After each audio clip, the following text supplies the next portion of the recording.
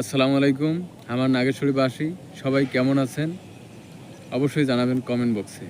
আলহামদুলিল্লাহ ভালো আছি আমিও, আপনাদের দোয়া এবং ভালোবাসায়। আজকে যে বিষয়টি নিয়ে লাইভে আসলাম, আপনারা জানেন যে নাগেশ্বরী ডিএম একাডেমি ফুটবল মাঠে বাণিজ্য মেলা হতে যাচ্ছে। এই বাণিজ্য মেলা বিষয়ে কিছু আমার কথা ছিল। এই কথাগুলো হচ্ছে যে নাগেশ্বরী ডিএম একাডেমি ফুটবল মাঠে যে বাণিজ্য মেলা হচ্ছে, সেই বাণিজ্য মেলা কি কি ক্ষতি বয়ে আনতে পারে নাগেশ্বরীবাসীর জন্য। প্রথমত, সামনে এইচএসসি পরীক্ষা। আপনারা জানেন এই সময়টা সেই বাণিজ্য মেলা বিভিন্ন গান বাজনা চলবে, সার্কাস চলতে পারে, এবং যেটা বলে মন রাঙানো যে দৃশ্যগুলো আছে বিভিন্ন ধরনের, সেই বিষয়গুলো কিন্তু থাকবে সেই বাণিজ্য মেলা। এটা আপনারা ভালো করেই জানেন, বিগত সময়েও আমরা দেখে আসছি। তাহলে এই সময়টা শিক্ষার্থীদের কি পড়াশোনায় মনোযোগ আসবে, আপনারাই জানাবেন।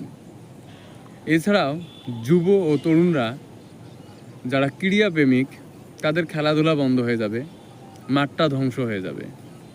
আমরা কিন্তু ইতিমধ্যে দেখেছি যে কিছু জনতা এবং ক্রীড়াপ্রেমিক ও যুব সমাজরা কিন্তু মানববন্ধন করেছে এই বাণিজ্য মেলা হবে না এই বলে, এবং বাণিজ্য মেলার বিরুদ্ধে স্মারকলিপিও জমা দিয়েছে নাগেশ্বরী উপজেলা নির্বাহী কর্মকর্তা শিব্বির আহমেদ স্যারের কাছে। তবুও একদল গোষ্ঠী কিছু টাকার মোহমায় পড়ে কিন্তু এই বাণিজ্য মেলার নিয়ে কাজ করতেছে, কিভাবে বাণিজ্য মেলাকে সামনে এগিয়ে নেওয়া যায়। কিন্তু তারা কি একটাবার ভাবলো না এই বাণিজ্য মেলা নাগেশ্বরীর ব্যবসায়ীর ক্ষতি করবে? কিভাবে ক্ষতি করবে? ধরেন যে একজন ব্যক্তি, নাগেশ্বরীতে একটা কসমেটিকের দোকান আছে বা একটা থ্রি পিসের দোকান আছে, সে মাসে কিন্তু 10,000 টাকা সেল করে, আর এই 10,000 টাকা দিয়ে তার পরিবার চলে। কিন্তু যখন এই বাণিজ্য মেলায় এই দোকানগুলো পাওয়া যাবে, কসমেটিকের দোকান, থ্রি পিসের দোকান, আরও তো অনেক দোকান থাকবে, আমি সেগুলোর কথা নাই বললাম। তো এই কসমেটিকের দোকানদার বা থ্রি পিসের দোকানদার কি সেই ব্যবসাটা করতে পারবে নাগেশ্বরীতে? তার কি মাসে 10,000 টাকা আয় হবে? কখনোই না। কারণ মানুষ যাবে সেই বাণিজ্য মেলায় ক্রয় করতে। ক্ষতির মুখে পড়বে নাগেশ্বরীর ব্যবসায়ীরা।